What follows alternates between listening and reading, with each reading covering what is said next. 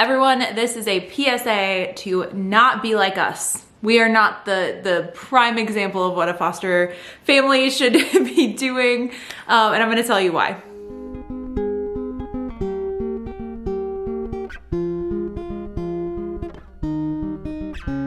So our foster care license, I guess it's actually called a certification. We're up for recertification. This happens every 2 years in the state of Ohio. This is our second time doing it, the first time with our new county that we transferred to. And by no means have we ever pretended to be like the gold standard of a foster family. We are very open and honest about our mistakes and lessons that we learn, ways that we can do better. And with this in particular, there's a lot of room to grow. So theoretically, you have 2 years to do everything that you need to do for recertification. And usually about like 3 to 6 months before your license is about to expire, your caseworker is gonna reach out to you. They might already give you the paperwork. I honestly can't tell you when we receive the paperwork, but there are things that you can do leading up to that recertification so you can be proactive. One of them is ongoing training. And this is where we have definitely missed the boat. So let me start with that. So within that 2 years of recertification, and again, this is strictly to Ohio, different states have different training hour requirements. I don't even know if it's a 2-year period, if it's more, if it's less. Drop a comment below to let us know where you're located, what your state does. So for Ohio, we have 30 hours as a traditional foster home, which means that we're not taking in higher, medical needs or developmental needs, children. So we are a traditional foster home that's 30 hours.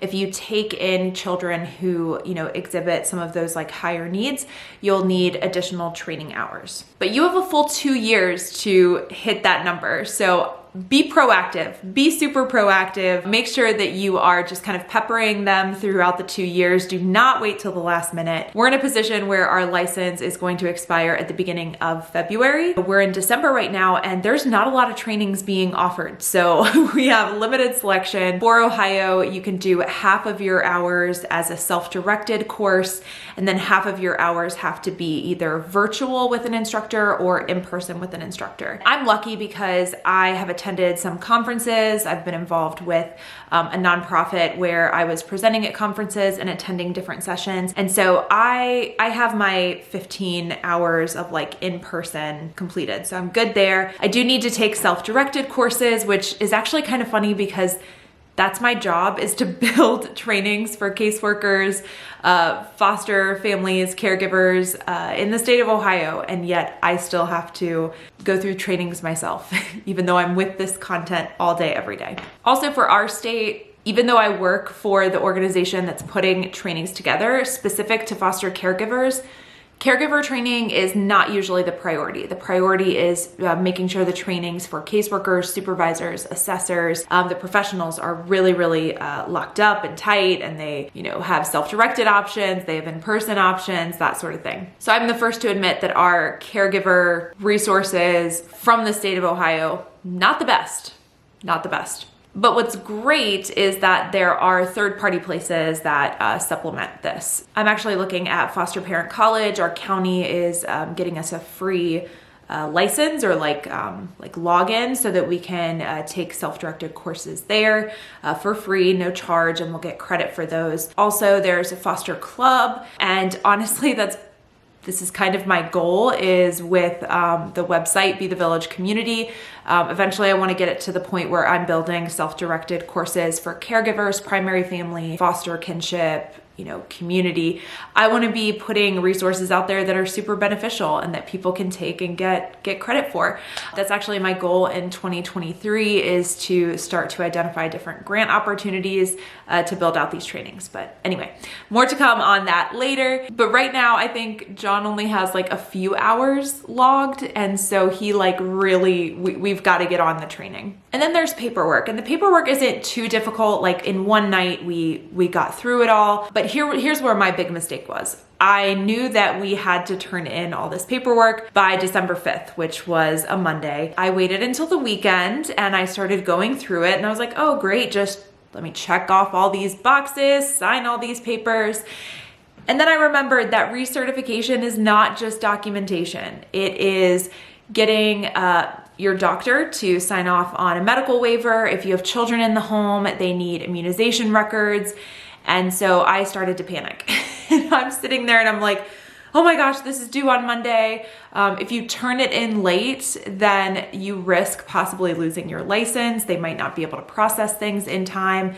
And of course, we have the holiday here. So I'm like super panicky right now. Luckily, John and I divided and conquered, and he went around town, went to all the doctor's offices, put in the paperwork. I think we're only gonna be a couple of days late on the medical releases and the immunization. I went ahead and I scheduled our fire safety check because that's also something that you have to do during your recertification. There's a form that your fire department inspector will come out, they'll check your home. This is probably, again, something that varies depending on the state, but typically you're gonna need smoke alarms in every bedroom and on every floor of the home. Fire extinguisher, you need pathways clear to emergency exits and that sort of thing. And that's actually happening tonight for us this afternoon. We have our inspector coming out, they'll fill that out. Also, you get fingerprinted. So for us, we went into the county sheriff's office, we had our documentation, we go in and they get your fingerprints. And yeah, that is something that is very typical. Very typical. They're gonna want to run you through whatever database and make sure that there's not gonna be something that comes up from when you got your license and you were certified as a foster caregiver to now. Things could come up, you might not disclose it. And so again, all of these things are to really keep the child safe,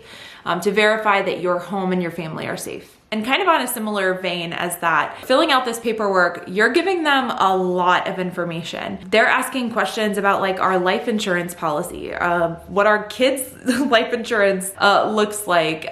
You're giving them a full rundown of your finances. What does your debt look like? What is your home value if you own your home? What's on your mortgage? How much money are you bringing in?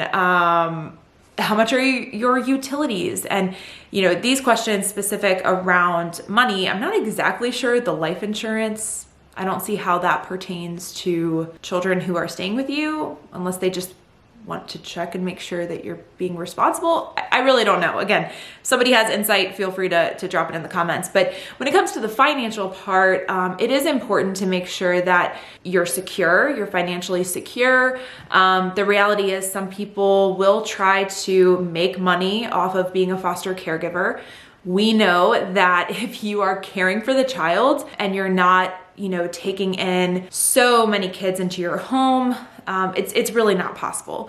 When you're only taking in a couple of kids at a time, like a sibling set, you're almost everything, especially within those first few months, is really going back into the children. Their clothes, getting their rooms set up, any kind of extracurriculars that you want them to get involved in, accidentals. We've had situations where there's been minor kid damage to our home, stuff that our kids would even do. But that kind of stuff is covered in your per diem, which is the rate that you get daily when a child is placed with you. So when they're asking these financial questions, they're wanting to make sure, okay, are you financially stable? Can you cover your expenses? And yeah, like I said, the reality is there can be homes out there who take in multiple kids, who don't provide everything that they should for those kids, and they're kind of just collecting that check. That's what they're trying to avoid in these recertifications. At this point, I don't think our license is at risk of us being too late with our paperwork. We've been in communication with our caseworker. We've let her know, hey, this is where these things are. Fire safety and our medical records are just going to be a couple of days late, but they're in the process. And then of course, our training, we have our training plan. Also something to note, we are required to take CPR and first aid during every recertification. That counts for our in-person training hours as well. So that's something that, again, I'm waiting for a call back from our local YMCA to get us scheduled into the next class. That's a big one. So For the next couple of months, we are focusing on getting our training done. Our caseworker will also come out and evaluate our home before she signs off on our recertification paperwork. And I'll probably show you guys as we get closer to that, which is at the beginning of January. I'll show you kind of how we get our home set up. This honestly applies if you are getting your license the first time and for recertification. It's kind of checking to see, okay, we know that 2 years ago, you had all these checks in place. Let's make sure your home is still meeting our standard. So that's a little peek into what it's like to go through the recertification process. Again, do not be like us. Be proactive with your training. Get your paperwork in, start filling it out and making sure that you're ahead of things. Your caseworker will thank you. And I've already apologized to our caseworker that we're giving her a bit of a headache. We have no excuses. We have absolutely no excuses. I literally just kind of set it aside. I was like, oh, I'll get to it later. Later is now. Later is now. If you have any questions about this process, feel free to drop a comment below. I'll try to respond, or if somebody else in the community wants to reach out, go ahead and have those conversations, productive, positive conversations in the comments. Also, definitely check out the Be the Village community website. Like I mentioned, this is something that I am really going to be focused on and growing.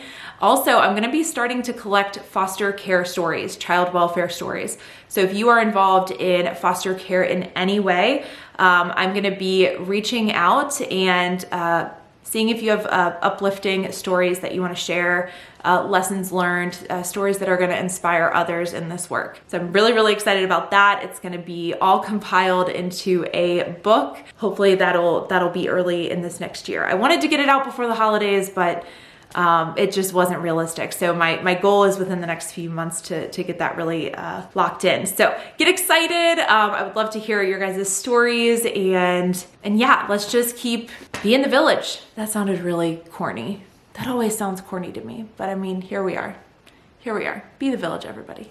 All right. Thank you guys so much for watching, and I will see you next time.